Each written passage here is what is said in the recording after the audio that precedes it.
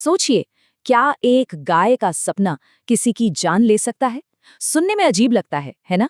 लेकिन मुंशी प्रेमचंद की 1936 की मास्टरपीस गोदान में एक सीधे साधे किसान का यही सपना उसकी जिंदगी की सबसे बड़ी त्रासदी बन जाता है। तो चलिए आज भारतीय साहित्य के इस मील के पत्थर की दुनिया में उतरते हैं और देखते हैं कि ये कहानी आज भी हमारे समाज का कौन सा आईना दिखाती है।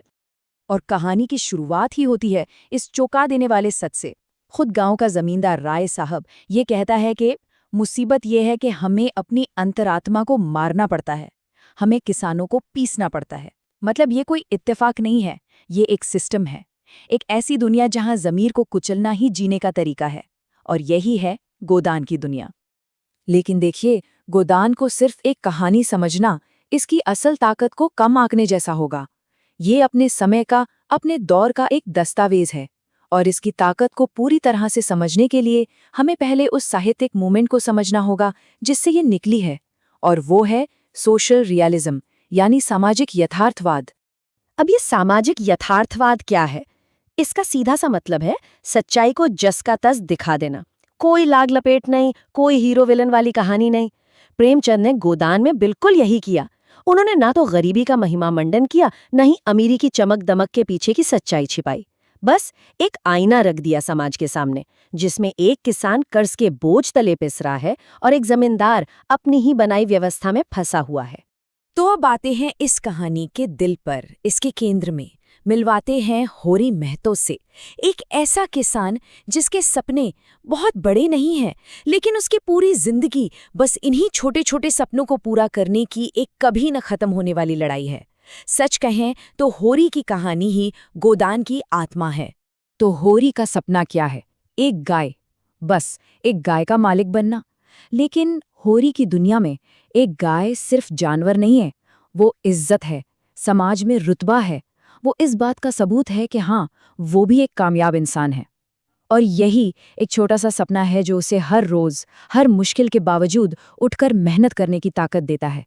पर होरी की जिंदगी एक ऐसा दुष्चक्र है, एक ऐसा ट्रैप है जिससे निकलना नामुमकिन लगता है। देखिए होता क्या है, वो गाय खरीदने का सपना देखता है, उसके लिए कर्ज लेता है। जैसे ही गाय आती है, उसका अपना ही भाई ईर्ष्या में उसे जहर दे देता है। फिर मामले को दबाने के लिए पुलिस को रिश्वत देनी पड़ती है, जिससे कर्ज और बढ़ जाता है। ऊपर से पंचायत जुर्माना लगा देती है, कर्ज का बोझ और बढ़ जाता है।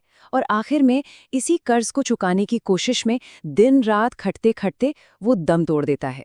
जिस सपने के लिए सब कुछ दांव पर लगाया, वही सपना उसकी जान ले लेता है। पर यह कहानी सिर्फ होरी की नहीं है। प्रेमचंद यहाँ हमें एक बड़ी तस्वीर दिखाते हैं।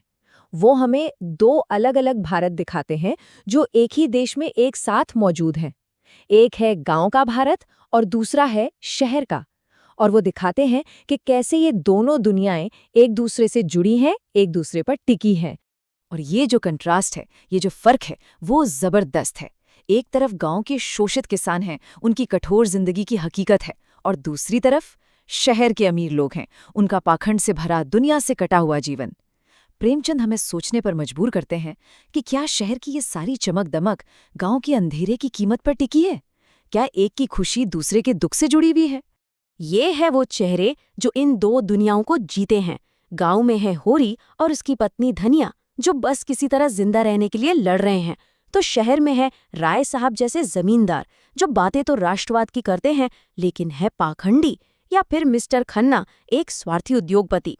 और दिलचस्प बात यह है कि प्रेमचंद ये भी दिखाते हैं कि ये सब किरदार, चाहे गरीब हो या अमीर, कहीं ना कहीं अपने अपने सामाजिक रोल में अपनी बनाई दुनिया में कैद हैं। तो सवाल उठता है कि ये शोषण का सिस्टम आखिर काम कैसे करता है? ये सिर्फ होरी की बुरी किस्मत का खेल नहीं है। नहीं, प्रेमचंद हमें उन ताकतों को दिखाते हैं जो इस खेल के नियम बनाती हैं। ये एक पूरा का पूरा सिस्टम है जिसे बनाया ही इसलिए गया है कि कुछ लोग हमेशा ऊपर रहें और बाकी सब हमेशा नीचे। और ये हैं इस सिस्टम के पिलर्स, इसके स्तंभ। जमींदार जो जमीन का मालिक है, लालची साहूकार जो कर्ज के जाल में फंसाता है, भ्रष्ट सरकारी अफसर, और हाँ, धर्म के ठेकेदार यानी ब्राह्मण पुजारी। ये सब अलग अलग काम नहीं करते, ये सब एक साथ मिलकर एक ऐसा जाल बुनते हैं जिससे होरी जैसे किसानों का निकल पाना नामुमकिन हो जाता है। ये एक तरह की संगठित लूट है जिस पर धर्म और कानून का पर्दा डाल दिया गया है। और इस पूरे सिस्टम की, इस पूरे खेल की जो धुरी है वो है जाति व्यवस्था, वर्ण जाति सिस्टम। ये एक ऐसी अदृश्य दीवार है जो जन्म से ही तय कर देती है कि समाज में किसी की जगह क्या होगी। ये सिर्फ सामाजिक ऊंच नीच नहीं है, बल्कि ये एक आर्थिक सिस्टम है जो ये तय करता है कि मेहनत कौन करेगा और उस मेहनत का फल कौन खाएगा। और जाति का ये जहर कितना गहरा है, इसका एक उदाहरण उपन्यास के सबसे शॉकिंग सीन में से एक में मिलता है। जब एक ब्राह्मण पुजारी माता दीन एक दलित महिला का शोषण करता है तो दलित समुदाय उसे उसी के हथियार से जवाब देता है। वो जबरदस्ती उसके मुंह में हड्डी का टुकड़ा ठूंस देते हैं, उसे अशुद्ध कर देते हैं। ये सिर्फ बदला नहीं है, ये सदियों से चले आ रहे दमन के खिलाफ एक सिंबॉलिक विद्रोह है, एक चीख है जो बताती है कि जब जुल्म हद से बढ़ता है तो क्या होता है। तो चलिए, हमने कहानी देख ली, किरदारों को समझ लिया, उस सिस्टम को भी देख लिया जिसमें वो जी रहे थे। पर अब सबसे बड़ा सवाल कि लगभग 90 साल पुरानी ये कहानी आज हमारे लिए क्या मायने रखती है? गोदान आज भी इतनी जरूरी, इतनी रेलेवेंट क्यों है? गोदान को सिर्फ एक उपन्यास कहना ठीक नहीं होगा। ये अपने समय का, अपने युग का एक ऐतिहासिक दस्तावेज है, एक ऐसी खिड़की जिससे हम 1930 के भारत में झांक सकते हैं। किसानों का संकट, सामाजिक अन्याय, सब कुछ देख सकते हैं। लेकिन कमाल की बात यह है कि जब हम इस खिड़की से झांकते हैं तो कहीं ना कहीं हमें अपने आज के समाज की परछाई भी नजर आती है। और कहानी का अंत उसकी सबसे बड़ी विडंबना है। कहानी वहीं लौट आती है जहां से शुरू हुई थी, गाय पर। उपन्यास का नाम है गोदान, जिसका मतलब है गाय का दान। होरी पूरी जिंदगी एक गाय पाने के लिए तरसता रहा और मर गया। और मरने के बाद वही सिस्टम, वही पुजारी उसकी बेबस विधवा से कहते हैं कि पति की आत्मा की शांति के लिए गाय दान करो। सोचिए, ये उस क्रूर सिस्टम का आखिरी तमाचा है जो इंसान को मरने के बाद भी नहीं छोड़ता।